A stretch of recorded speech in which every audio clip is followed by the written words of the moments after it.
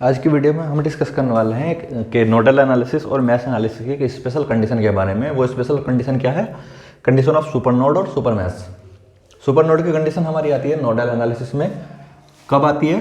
Super node के लिए कि अगर दो नोड के बीच में सिर्फ एक वोल्टेज सोर्स हमारा आ जाता है,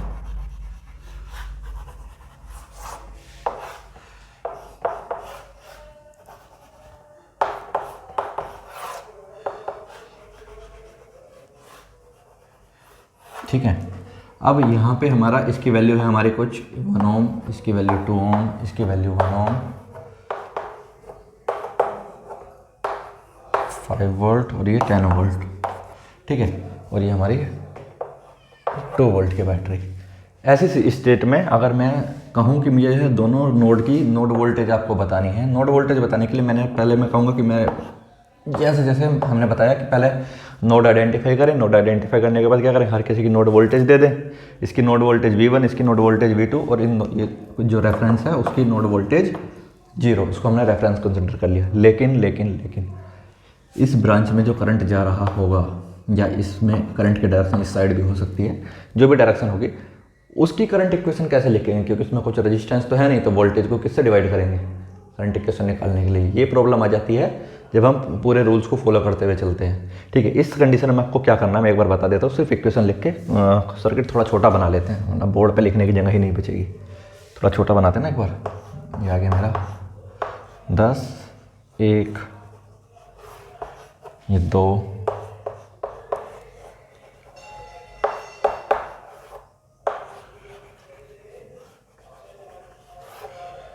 ये 1, ये 1, ये 2, ये 1 ओम, ये 5 वोल्ट, ये 2 ओम, इसकी नोड वोल्टेज V1, इसकी नोड वोल्टेज V2 और ये हमारा 10 वोल्ट और ये 1 ओम, ये ओम वोल्ट ओम, ठीक है।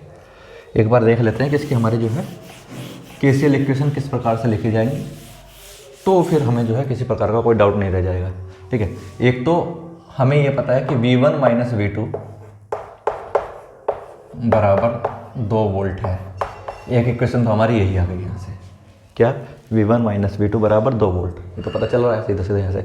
दूसरी बार जब हम नोड इक्वेशन लिखेंगे तो V1 की नोड इक्वेशन V2 की नोड इक्वेशन आपस में सम करके लिखेंगे। कैसे?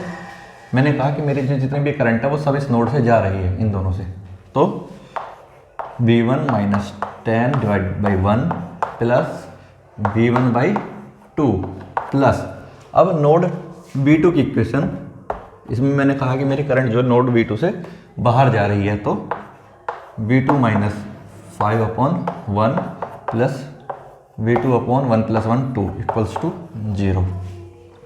इसमें हमने क्या किया, टोटल करंट जो थी दोनों नोड की आपस में सम की। सम करने के बाद एक जगह मैंने दोनों इक्वेशन लिखी, इस नोड की इक्वेशन, इस नोड की इक्वेशन, ये दोनों मैंने इक्वेशन एक ही जगह लिख ली, ये वाली, ये नोड V1 की, ये नोड V2 की, दोनों को एक जगह लिख के तब उसको जो है सोल्व किया। ये सारी मैंने आउटगोइंग करंट दिखाई तो इनकमिंग करंट सब 0 हो गई, ठीक है।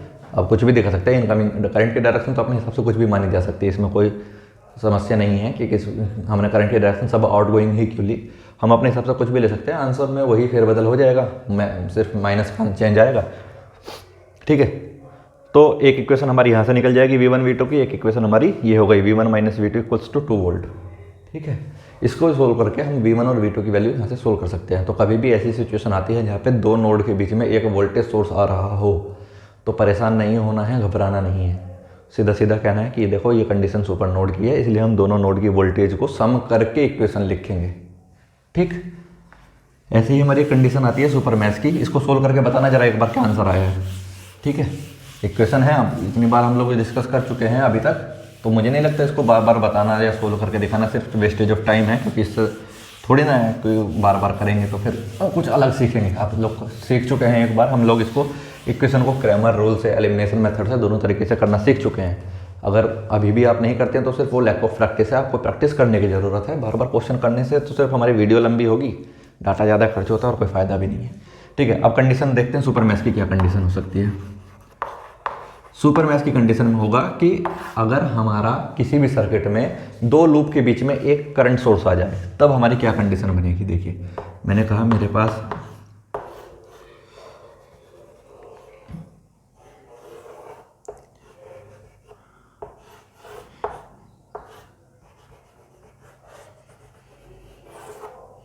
ये लूप है,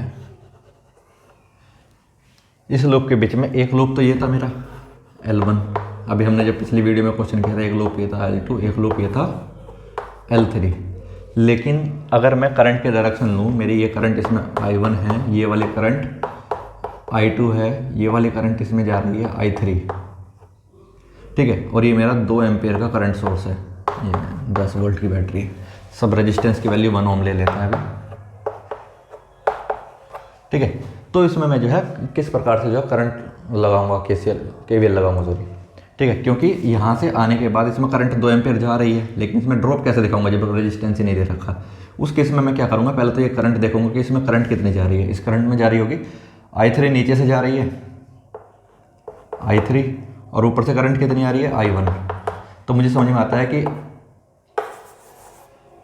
I3 माइनस I1 बराबर 2 एम्पेयर है, ठीक है। ये चीज़ मुझे यहाँ से साफ साफ दिखाई दे रही है, क्यों, करंट की डायरेक्शन में मेरी I3 जा रही है, तो I3 करंट के अपोजिट डायरेक्शन में मेरी करंट आ रही है I1, तो उसको माइनस I1 बराबर कितना आ गया मेरा 2 एम्पियर की करंट मेरी टोटल जा रही है। ये चीज़ मुझे समझ में आती है। अगर मैंने ये इक्वेशन लिख ली, ये कंडीशन सुपर मैश की है, उसके बाद मैं क्या करूँगा, इसको कर दूंगा यहाँ से रफ, ठीक है। इसको रफ करने के बाद अब मैं जो लूप लूँगा वो मेरा लूप L1 या L2 ये नहीं लूँगा, अब मैं लूप लूँगा कौन सा, अब मैं लूप लूँगा ये वाला। इसमें मैं जो है KVL अप्लाई करूँगा। एक इक्वेशन तो मेरी यहाँ से बनेगी, एक इक्वेशन यहाँ से बनेगी, एक इक्वेशन मेरी बनेगी यहाँ से इस लूप से, ठीक है। मेरे पास 3 इक्वेशन 3 अननोन, सोल्व करना आसान है। 3 इक्वेशन के लिए 3 अननोन तो चाहिए मैक्सिमम, ठीक है, सोल्व हो जाएगा। अब अगर आप चाहते हैं कि मैं करके ही दिखाऊँ तो भी कर लेते हैं। देखो यहाँ से करंट इसमें कितनी जा रही है, इसमें करंट जा रही है कितनी I1 माइनस I2, ठीक है। सोल्व कर लेते हैं, कितना 10। एक बार ना वोल्टेज ड्रॉप अपोजिट साइड में लिखते हैं, इक्वल्स टू करंट की डायरेक्शन में चल रहे हैं तो 1 I1 minus I2 plus I3, इसमें करंट I3 जा रहा है ना, I3 इधर से करंट आ रहा है I3 minus I2, I3 minus I2, और इसमें करंट जा रहा है I3 प्लस I2, ठीक है। इस बार हमने रेजिस्टेंस के अक्रॉस ड्रॉप पॉजिटिव इसलिए लिया क्योंकि हमने बराबर के दूसरी तरफ लिया है, इस तरफ सोर्स इस तरफ लोड, ठीक है। इसको सोल्व कर लेंगे, एक इक्वेशन हमारी ये बन गई, एक इक्वेशन बनेगी हमारी ये। पहले इसको सोल्व करके एक बार देख लेते हैं क्या आएगा, फिर आप कहोगे कुछ करते ही नहीं है, सब काम तो हमेशा करा रहे हैं। ये I2 है ना लास्ट में, ये इसके राइट में जा रही है I3, तो ये I2 क्यों लिखा, ठीक है। I1 एक ही है, माइनस I2 माइनस के 2I2 प्लस के 2I3 बराबर 10। इक्वेशन 2 ये हो गई, इक्वेशन 1 ये हो गई। इक्वेशन 3 कैसे बनेगी, इस लूप में चले जाओ, क्या होगा 0, वोल्टेज सोर्स तो कुछ है ही नहीं, बराबर 1 into I2 minus current loop के डायरेक्शन के अपोजिट में जा रही है हमारी करंट, ये आ गया मेरा I3 माइनस I2, और इसमें भी लूप की डायरेक्शन में अपोजिट में जा रही है हमारी करंट, तो माइनस I1 माइनस I2। इसको सोल्व करेंगे कितना आएगा, I2 minus I3 plus I2 plus I1 minus I1 plus I2 equals to 0, minus के I1, ये I2 प्लस I2 और I2 ये 3I2 माइनस I3 बराबर 0। इक्वेशन 3, ठीक है। 3 इक्वेशन 3 अननोन है। क्रैमर रूल लगाओ, एलिमिनेशन मेथड लगाओ, जो आपका मन करे वो लगाओ, कोई समस्या है ही नहीं, ठीक है। सोल्व करो और आंसर बताओ क्या आ रहा है। इस चीज़ को ध्यान रखें कि अगर सुपर नोड की कंडीशन बनती है तो क्या करना है, सुपर मैश की कंडीशन बनती है तो क्या करना है, और परेशान नहीं होना है, क्वेश्चन को छोड़ना नहीं है, बस गहरी सांस लेनी है। अगर कभी भी सुपर नोड सुपर मैश सामने आ जाए और सोचना है कि ये चीज़ हमने पढ़ी हुई है, बिल्कुल वैसे ही होगा जैसे हम जो है और क्वेश्चन करते आ रहे थे। बस इसमें क्या है, एक इक्वेशन हमको पहले से बनी बनाई मिलती है। In fact super node super mesh हमको आसान पड़ता है क्योंकि इसमें एक इक्वेशन तो डायरेक्ट पहले से बनी बनाई मिलती है, हमको इसमें 2 ही इक्वेशन बनानी है, तो वो चीज़ें हमको आसान भी पड़ती हैं, ठीक है। एक बार ट्राई कीजिएगा, और कोई सुपर नोट सुपर मैथ से रिलेटेड आपके पास सामने कोई क्वेश्चन है उसको ट्राई कीजिए, नहीं होता तो मुझे भेजिए। अगर मेरे पास जो क्वेश्चन है मैं आपको जो है भेज दूंगा, टेलीग्राम ग्रुप ही हमारा, उसमें आप जुड़े रहिए। उसमें मैं जो है जो भी क्वेश्चन मेरे सामने आएगा मैं आपको भेजता रहूँगा। आप जो प्रैक्टिस के लिए आप उसमें प्रैक्टिस कीजिए और मुझे बताइए क्या उसका सोल्यूशन होगा। ठीक है, मिलते हैं अगली वीडियो में।